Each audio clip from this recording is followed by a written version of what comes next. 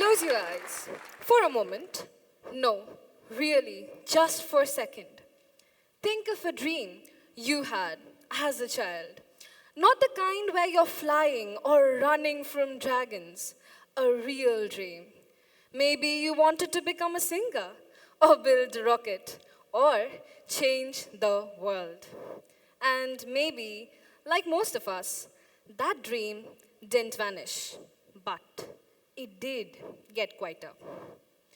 Now open your eyes, because we live in a world today where even those quiet dreams, the ones we forgot existed, are being picked up by machines. We once dreamed of building something that could think, that could speak, learn, decide. We dreamed of intelligence, and now it's here, artificial intelligence. A machine that can pass exams, write books, compose music, and even code itself into existence. It feels like magic, doesn't it? But the real magic, it's not in what AI does, it's in what it reflects. And here's the part no one wants to say out loud. AI is not a monster, it's a mirror. Cold, logical, unfiltered. It reflects the best and the worst parts of us. When it shows us bias, it's because we taught it bias. When it repeats the cliches, it's because we trained it on what's safe and overused. But when it surprises us with brilliance, beauty, and empathy, that's on us too. Let me pause here and tell you a little bit about myself. I'm Raika Sarkar, an 11th grader. And like most students my age, I've grown up with AI, slowly weaving itself into our everyday lives, from schoolwork to late night curiosities. And I still remember the first time I truly used AI. It was for a school assignment, an essay on friendship. I was tired and a little burnt out, so I figured, let's see what it comes up with. And what it gave me wasn't just decent, it was strangely familiar. It sounded exactly like me. My tone, my rhythm, and even my hesitation. I was stunned. And then came this one line. You don't always say it out loud, but you do show up for people. And that is what matters. And I just stared at it. Because deep down, I was like, wait, how did it know? That's something I felt, but never really said. It wasn't scary, and no, it wasn't robotic, but it was uncomfortably accurate. Like it had picked up on a version of me I hid between the lines. And that's when it exactly hit me. AI isn't guessing anymore, it's reflecting back. Because AI doesn't invent new emotions, it doesn't dream new dreams. It just reflects what we feed it. All of it: the love, the loss, the bias, the brilliance, the chaos, the kindness, the repetition. It reflects what we like, what we scroll, and what we click. We humans, we didn't just build a machine that dreams on its own. We built one that dreams exactly like us. That's powerful, but it's also dangerous. Because if AI is a mirror, then here's the question we have to ask. What happens when we stop showing up in the mirror? What happens when we stop thinking for ourselves? Well, let me ask you all something. How many of you have ever asked AI to help you with something? Maybe an assignment, a caption, or just a simple idea. Raise your hand honestly, no shame. Yes, same here. But now think about this. When was the last time you created something without using AI? Just you, a blank page, and your raw, unfiltered mind. If that's becoming rare, then the mirror is still reflecting. But what it's reflecting might not just be you anymore. We're no longer using AI to think with us.